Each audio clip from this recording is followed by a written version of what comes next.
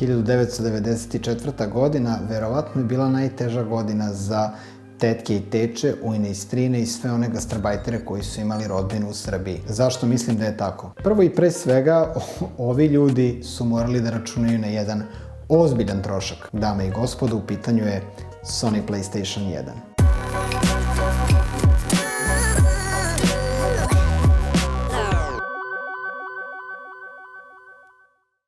Tog 3. decembra 1994. godine počelo je naše putovanje. Nintendo je do tada dominirao, harao, parao, žario i palio svojim konzolama. Sega je uzimala dobar procenat onoga što je trebalo da ostane u ostatku tržišta, a Sony se mučio da uđe na igračku scenu. Ono što je bio deo igračkog narativa u čitavom svetu, trebao je da postane deo igračkog narativa i kod nas. Na raspolaganju smo uglavnom imali Segu, svako je imao žutu Segu, naravno onu Segu koju ste kupili kod Rumuna na ribljoj pijaci, ako ste u Novom Sadu, ako ste u Beogradu, onda verovatno Bubanj, Potok, Kalenić ili tako nešto. Sve ono što ste mogli da imate na tim diskovima, to su bile hiljade i hiljade nekih igrica koje su u stvari bili rip-offovi original Sege koju smo mi kao klinci, ne znam kako ste je vi zvali, mi smo je zvali Crna Sega. Ono što će iznedriti Sony PlayStation u narednim godinama i momentima bit će za istoriju. Čuveni sivi dizajn, odnosno dizajn koga smo se svi sećali, pravougaonika, sive boje sa malim logom gore, bio je napravljen kao spoj urbanog, digitalnog i modernog, što je Sony omogućilo da svoju konzolu prodaje kao sam poslednji krik tehnologije. Nije samo izgled bio ono što je krasilo ovu konzolu, njen futuristički, jednostavan i sveden japanski izgled bi verovatno bio odličan početak same priče. Još jedna od nizu inovacija, pored ovog sjajnog izgleda, bila je i inovacija u igrama na CD-ROMu. Cartridge, kasete i svi oni formati koje smo gurali u sve one proreze postaju istorija. CD je bio mnogo jeftiniji medijum u tom momentu i mogao je na sebi da nosi više podataka. Bolje igre za nas su svakako značile 32-bitni procesor i 3D grafiku. Konzole kod nas nisu bile toliko popularne na tržištu i uglavnom su se donosile s polja. Iako su bile su verovatno u ograničenim količinama koje su bile brzo razgrabljene. Za nekoliko stotina maraka svako dete u Srbiji je moglo da ima konzolu. Ovde na scenu stupaju tetka iz Kanade, dizeldorski teča i ova baba iz Minhena. Jel to što si iz Minhena? Svi oni naći će se tu kao rešenje za vaše igračke probleme. Zvuči kao neki preparat. Preparat koji smo vama pripremili, odnosno koji su oni vama tada pripremili, bio je verovatno komplet sa jednim ili dva džojstika. Kasnije se pojavio i DualShock joystick, ali ono što je jako zanimljivo je to da ste tada mogli da uživate u samom kriku tehnologije, iako ste kasnije za tržište makar 4 godine. Ono što nikako nećemo zaboraviti su svakako igre koje su obeležile ovu čuvenu konzolu. Sve ono što ste mogli da degustirate kod kuće, mogli ste da degustirate u kontrolisanim uslovima u čuvenim igraonicama. Ko misli da je igraonica ovo što postoji danas, grdno se vara, a u jednoj od epizoda Milenijalca objasnit će vam šta je prava igraonica. Danas ćemo se fokusirati na Sony PlayStation 1 konzolu i sve ono što je ta konzola donosila. U tom momentu imali ste određenu podelu na igračke žanrove. Ono što je Sony uradio jeste da je te žanrove svojim izdanjima i ekskluzivama, kako mi danas zovemo igre koje su izbačene za određenu konzolu, uspeo da napravi promenu na tržištu, odnosno da žanrove pojača i da ih jasno definiše u 3D okruženju. Neke od sjajnih igara koje ste mogli da zaigrate na Sony Kecu bili su Gran Turismo, Final Fantasy VII, čuveni survival horror Resident Evil 3, jedan od najboljih, Puđu, tebe gledam, preći ćemo ga još koji put verovatno, i naravno igre protiv Crasha, Spyroa, ali edicije Harry Pottera i svakako da ne zaboravimo Metal Gear Solid i čuveno Kojimu. Ovaj kanal se ne bavi isključivo tehničkim inovacijama Sony PlayStationa. Ovde se bavimo time kako je PlayStation uticao na igračku strukturu i scenu u Srbiji. Suština čitave priče je da je neko u kraju imao Sony. Neko je imao Segu, crnu ili žutu, Moj ortak je imao crnu segu na koju smo moćne Rangere prelazili 1000 puta.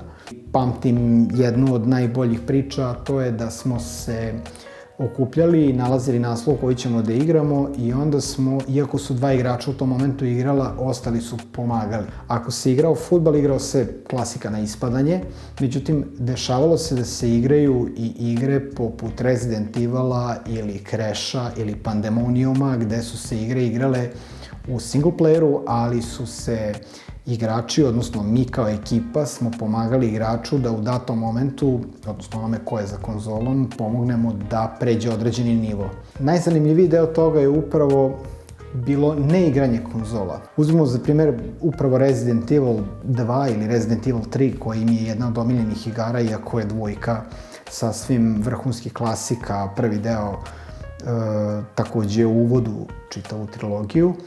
Danas ta igra, odnosno sve tri igre imaju kultni status, odnosno status kultnih survival horora.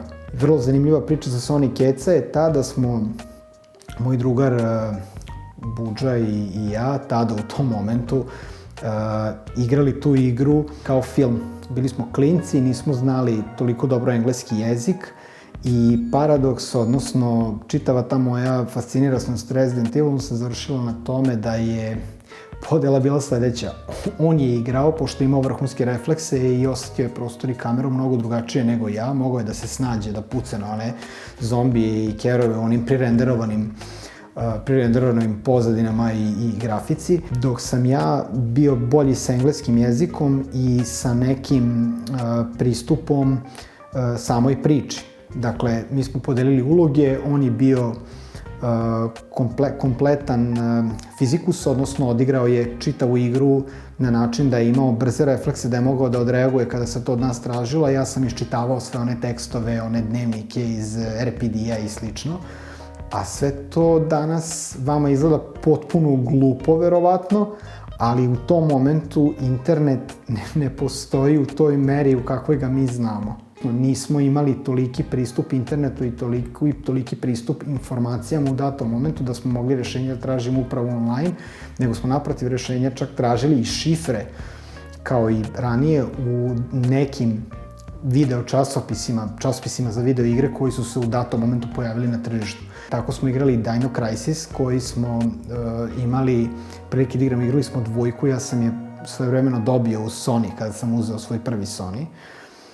A dvojku smo igrali isto tako i provalili smo da bez gas maske možemo da prođemo neki deo, u stvari da stavimo gas masku i prođemo neke otrovne cvetove i nastavimo dalje. To je bilo potpuno otkrovenje. Nemate internet, nemate ništa što vas vezuje za igru, postojite samo vi, drugari i svi oni koji hoće to da urade sami, odnosno da razmišljate sami, da dođete do rešenja sami i da rešite igru kako biste nastavili dalje i to ste morali da uradite kao tim. Sony PlayStation Cats je napravio revoluciju tu gde je nama dozvoljavao da maštamo. Mi smo određene stvari, određene scenarije rekreirali kad smo se igrali smo se raznih stvari na ulici i onda smo to sve rekreirali kao neki deo igre. Igre su nam to dozvoljavale kao što je, ne znam, igra Dragon Ball Z ili Tony Hawk Pro Skater.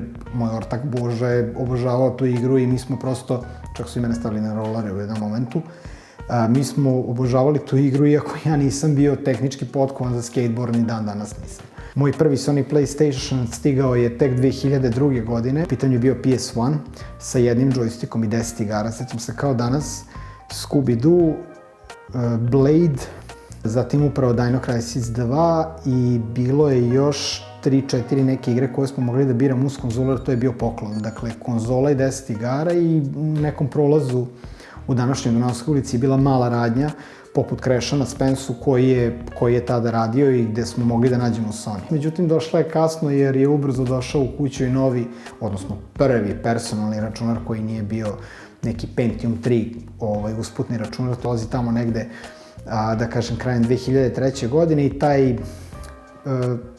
taj period od godinu dana kada sam ja imao lično svoju konzolu PS1 je protekao u tome da su se probali naslovi poput Silent Hilla, koji potpuno nisam znao da igram, jer ono kao magla i leteći vampiri, ono, nije mi bilo ništa jasno, ljudi bez lica. Nešto se ovde zbiva što ja ne razumem. Danas prosto obožavam taj naslov, ali i neke druge stvari kao što su providni džojstici, menjanje diskova, ta potpuna interakcija sa drugarima koji neku igru imaju, vi je nemate. Spider-Man 1 i 2, sećam se kao danas menjam 2 igre za tu igru jer je ta igra u tom momentu neki sjajan hit. Čitava ta kultura gaminga tada nama milenijalcima počela da bude mnogo prisnija, mnogo bliže i sa nekom pojavom određenih konzola kasnije vi ćemo videti da je to počelo i došlo na nivo koji je danas. Naravno danas nema toliko kriza, nema toliko nestašica, sem nestašica petice, a to se desilo pre 2-3 godine, tako da nostalgija koju osjećamo verovatno nije prema igrama, nego prema načinu na koji smo igre igrali. Nadam se da sam nekako pomogao, svakako preporuka da kupite, ja sam uspeo da nabavim nekoliko Sony PlayStation 1 konzola, što krekovanih, što original, i čuvam ih onako kao deo sećanja, malo je skuplji hobi kada se zanesete. Ako imate prilike, uzmite keca, znam da neće biti ta grafika koja se sećate. CRT televizor, nikako LCD, nikako LED, za puno žitak, puno ugođaja linije, mali TV, veliki TV, neka bude onako onaj guzonja od TV-a što bi rekli, i nemojte da propustite priliku da se setite sjajnih stvari, sjajnih naslova koje ste igrali kao klinci. Bila je ovo još jedna epizoda na kanalu Milenijalac, mestu gde nostalgija nije simptom i može da se izleči. Vidimo se u sledećoj epizodi.